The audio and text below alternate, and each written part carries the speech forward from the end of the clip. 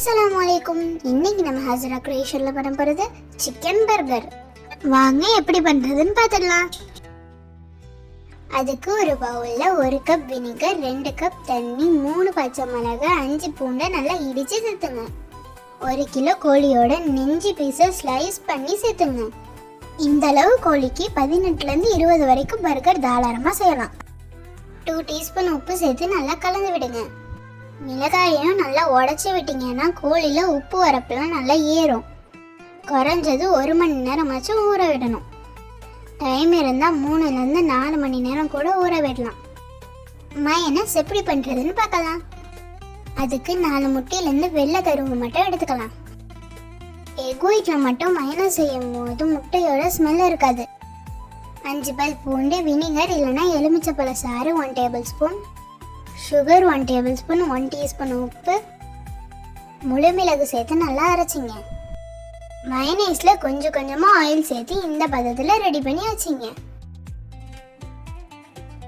பர்கருக்கு red sauce ready பண்ணிடலாம்.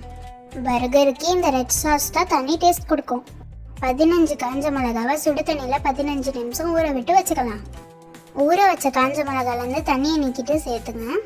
1 தக்காளி, 1 சின்ன சைஸ் வெங்காயம், 7 பல் பூண்டு, 1 டீஸ்பூன் உப்பு, 1 table spoon sugar, 1 table spoon vinegar இல்லைன்னா எலுமிச்சை சாறு சேர்த்து நல்லா அரைச்சிங்க.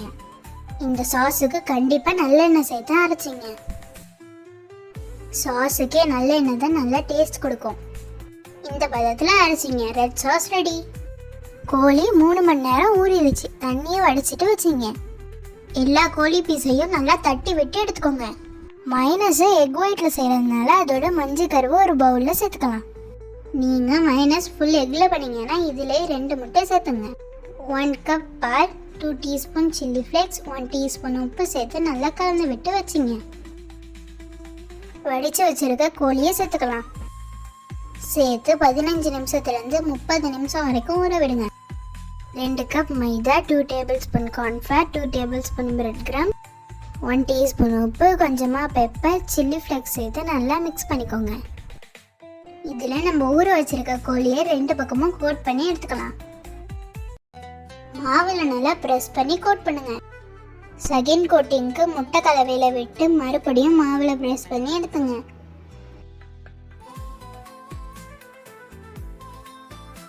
இன்னும் லேசான சூடு வந்ததோட கோழியை சேர்த்துக்கலாம். 2 பக்கமும் நல்லா திருப்பி விட்டு பொரிச்சிடுங்க.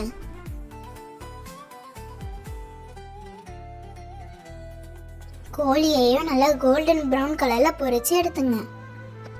கேரட் கோபீஸையும் மயனஸ்ல மிக்ஸ் பண்ணி வச்சுக்கிறேன். உங்களுக்கு வேணும்னா வெங்காயம் கூட சேர்க்கலாம். பர்கர் பிரெட் ஹோம்மேடா பண்ணது. அதோட ரெசிபியை நெக்ஸ்ட் வீடியோவில் ஷேர் பண்ணுறேன்.